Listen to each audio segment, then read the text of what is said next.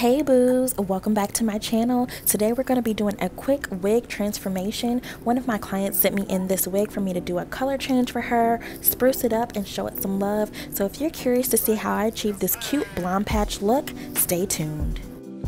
So supplies you're going to need: some bleaching powder, I like the L'Oreal Quick Blue, some aluminum foil to process the hair in, a coloring brush and bowl to mix your mixture in, a small tooth comb, and some gloves.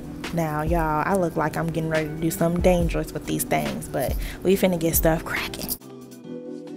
We're going to start out with 1 scoop of the L'Oreal Quick Blue bleaching powder, and I like to use this brand in particular because it kind of helps to cancel out some of those brassy tones that you'll get from like other bleaches.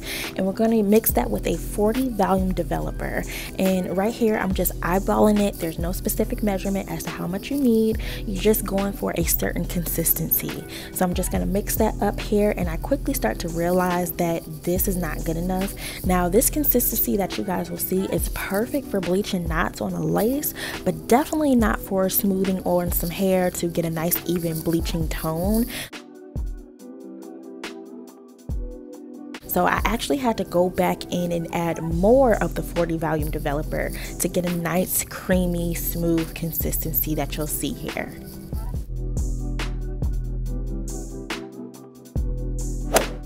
I already had the hair that I wanted to bleach separated from the rest of the hair, and right here you just see me kind of clipping up kind of some of those straggly ends so it doesn't get mixed up in the bleaching mixture.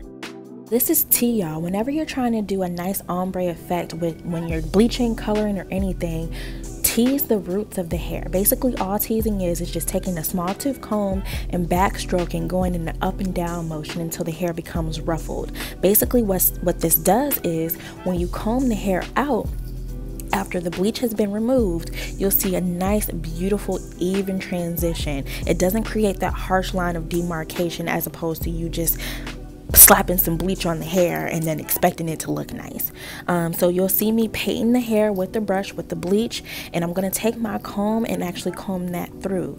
And now I'm actually taking the brush, turning it vertically up and down, and just creating some brush strokes. This is also going to help with blending. It's just like doing makeup, y'all. You want to blend, blend, blend. That's the key to this hair game.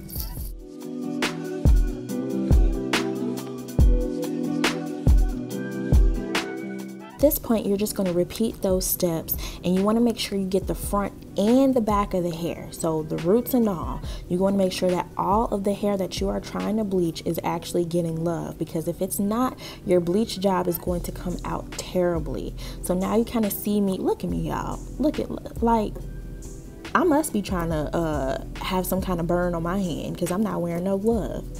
Just ridiculous. Oh my gosh. But anyway, you want to make sure that everything is getting love, and you'll actually see me taking my comb and combing all that through, combing the bleach through, and also taking my fingers and kind of smearing it through as well, going in an up and down motion as I get closer to the top to also help with, once again, blending. Like I said, that is the key to this thing. Key to coloring when doing hair is blending. Don't nobody want no choppy Don't nobody want any choppy looking hair, okay? I'm passionate. I'm passionate.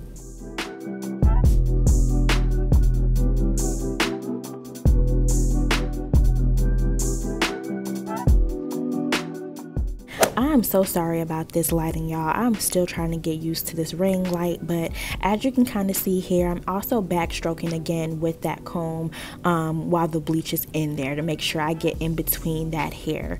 Now we're just going to put some foil on it and let it process. I believe I let this process for about, I want to say about 15 to 20 minutes, but you definitely want to make sure that you're checking it in between time too.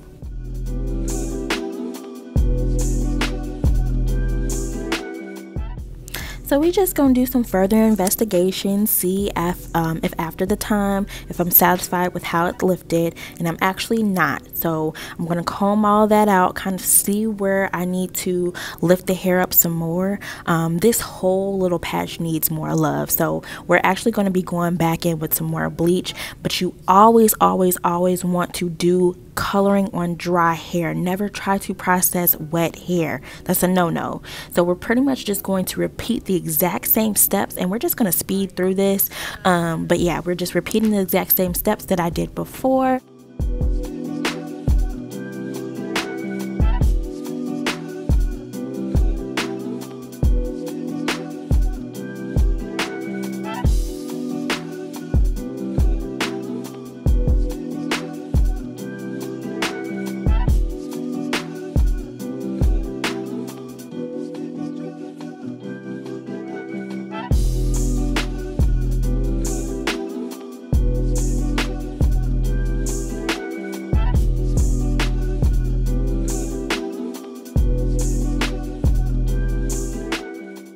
Now I'm allowing the hair to reprocess. The second time I do it, I really don't put it on a specific time because I'm not looking to keep it on there too long.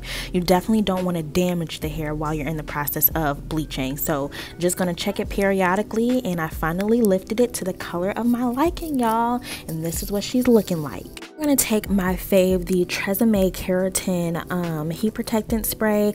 I really like using this one on virgin hair, not my own hair. We're going to blow dry the hair out. When you blow dry hair out, you get a chance to really see how the color turned out. Everybody should know that when the hair is wet, it kind of appears darker than what it actually is. And I totally forgot to mention, oh my goodness, I did let the hair sit with some purple shampoo, Shimmer Light shampoo. You can use any purple shampoo. That's going to also help tone down any brassiness that you receive.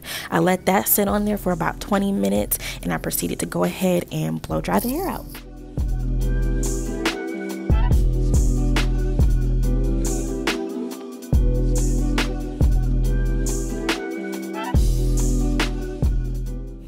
Yes, come through, color, come through. So this is the final result, you guys. I'm so happy with how it turned out. I just went ahead and brushed the hair back so you guys could see how that blonde blended in with the rest of the hair. If you've been thinking about going blonde but didn't necessarily want to go like all the way blonde, definitely try out the patch. I know I've been a little nervous about it myself, but make sure you guys stay tuned. This is a two-part series so you can see how I silk press this out. Don't forget to like, comment, and subscribe, and I'll see y'all in the next one.